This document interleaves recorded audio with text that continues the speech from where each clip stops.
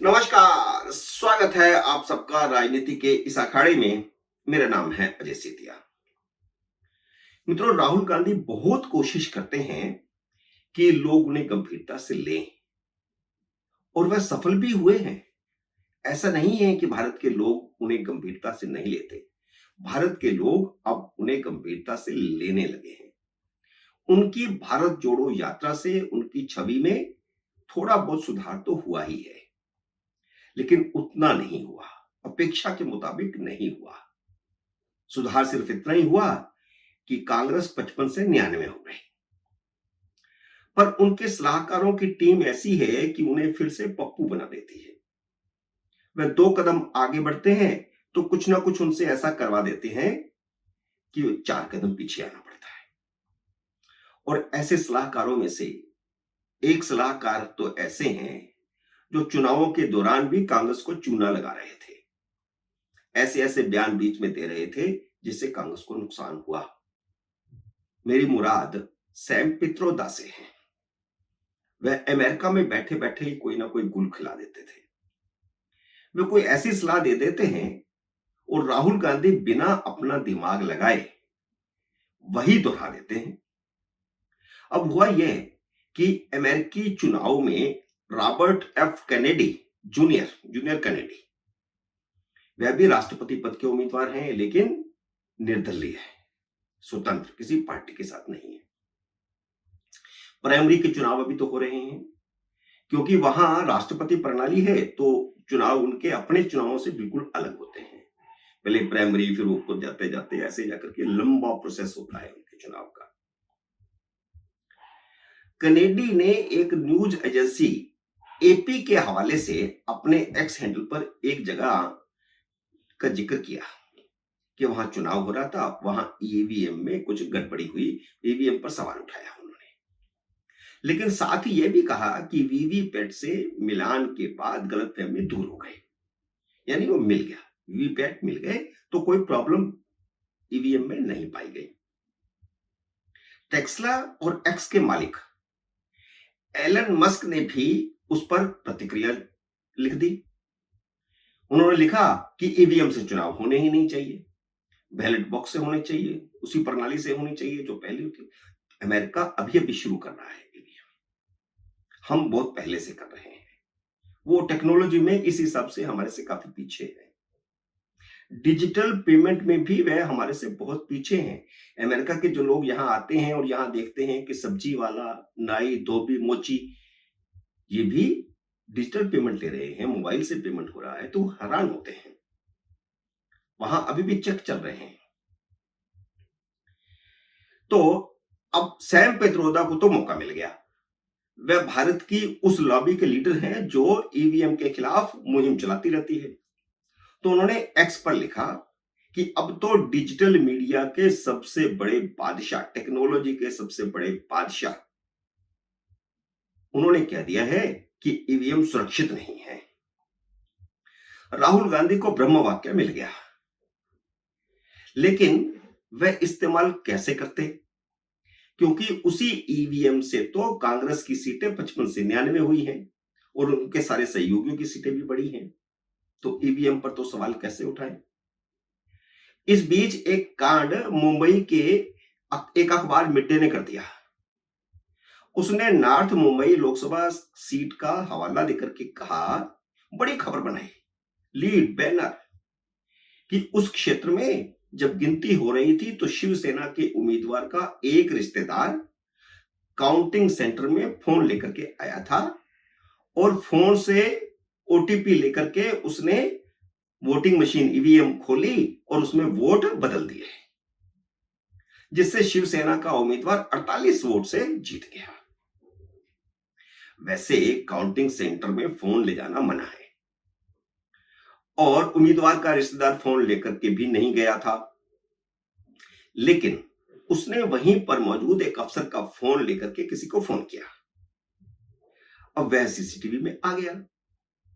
खैर, यह एक अलग मामला है जिसकी एफआईआर दर्ज हो गई है। गलती ऑफिसर की है कि उसे फोन देना नहीं चाहिए था, और जब नियम यह है कि फोन लेकर के जाना नहीं तो उनको फोन करना नहीं चाहिए था। लेकिन खबर लिखने वाले को ईवीएम की एबीसी भी पता नहीं थी। चुनाव आयोग पिछले 10 साल से समझाता समझाता थक गया कि ईवीएम का किसी भी बाहरी डिवाइस से कोई संबंध नहीं हो सकता, ना फोन से, ना कंप्यूटर से, ना इंटरनेट से। मशीन में कुछ ऐसा है ही नहीं कि किसी डिवाइस से उसको जोड़ा जा सके। और कम से कम पत्रकारों को तो इस बारे में काफी नॉलेज हो जाना चाहिए, क्योंकि इस पर बहुत रगड़ा हो चुका है, सुप्रीम कोर्ट में केस जा चुका है। पर मिड डे के ने ये खबर छाप दी। मिड डे के रिपोर्टर ने लिखी और मिड डे ने उसको छाप दी और लीड बना के छाप दी।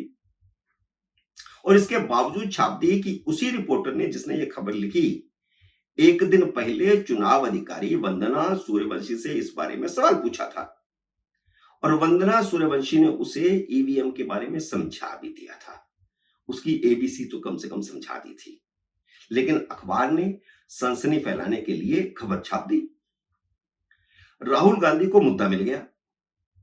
सैम पित्रोदा का ज्ञान उन्हें पहले ही मिला हुआ था, तो उन्होंने आप देखा ना ताव उठा दिया ईवीएम पर सवाल।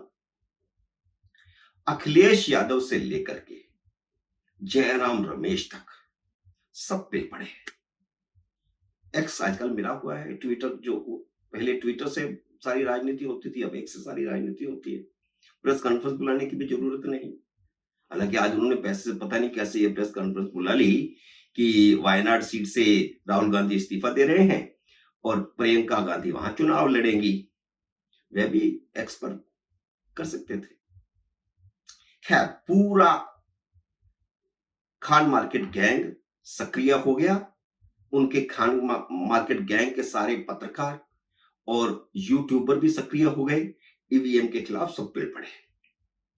पर जैसे ही चुनाव आयोग ने मिड डे को नोटिस दिया, उसने झूठी खबर छापने के लिए अपने पहले पेज पर मोटे अक्षरों में लिखकर माफी मांग ली। एलन मस्क और सैम पित्रोदा की हवा तो राजीव चंद्रशेखर ने निकाल दी। अगर एलन मस्क अमेरिका में टेक्नोलॉजी के मास्टर हैं, तो भारत में राजीव चंद्रशेखर भी टेक्नोलॉजी के मास्टर हैं। एलन मस्क और सैम पित्रोदा दोनों की हवा राजीव चंद्रशेखर ने ऐसी निकाली कि अब दोनों सोचते होंगे कि ये क्या हो गया। और वह खुद तिरुवनंतपुरम से अभी लोकसभा चुनाव हारे हैं और इसी ईवीएम से चुनाव हारे हैं। फिर भी उन्होंने ईवीएम के पक्ष में ऐसी बात कह दी कि एलन मस्क सोच रहे होंगे कि ये क्या हो गया। उन्होंने एलन मस्क को लिखा कि आप अमेरिका या किसी और देश की बात करो जहां नेट से जुड़ी हुई ईवीएम का इस्तेमाल होता है। हमारी ईवीएम का किसी बाहरी डिवाइस से कोई संबंध नहीं हो सकता। आपकी जो ईवीएम है उसका इंटरनेट से, लैपटॉप से, मोबाइल से हो सकता है, क्योंकि वह चल ही इंटरनेट से रही है। हमारी मशीन में ऐसा कोई प्रावधान ही नहीं है।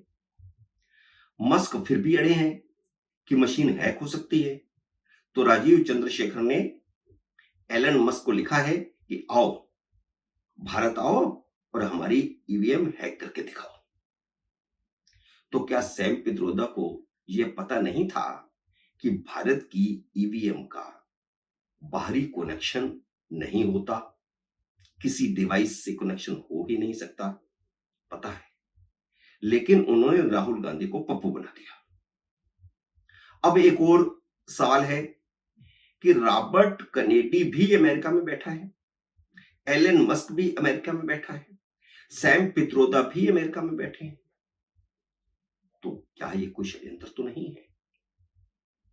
और इस सब का मतलब क्या है? अब मतलब साफ है कि ईवीएम पर जो सवाल इस बार विपक्ष ने चुनाव के बाद नहीं उठाया था, और बल्कि मुख्य चुनाव आयुक्त ने चुनाव नतीजों के बाद जो प्रेस कॉन्फ्रेंस की, उसमें यह भी कहा कि चलिए अब ईवीएम पर सवाल उठाना तो बंद हुआ, लेकिन यह सवाल उठवा दिया गया। अमेरिका से किस साजिश के तहत भारतीय चुनाव व्यवस्था पर सवाल उठाने की कोशिश हो रही है?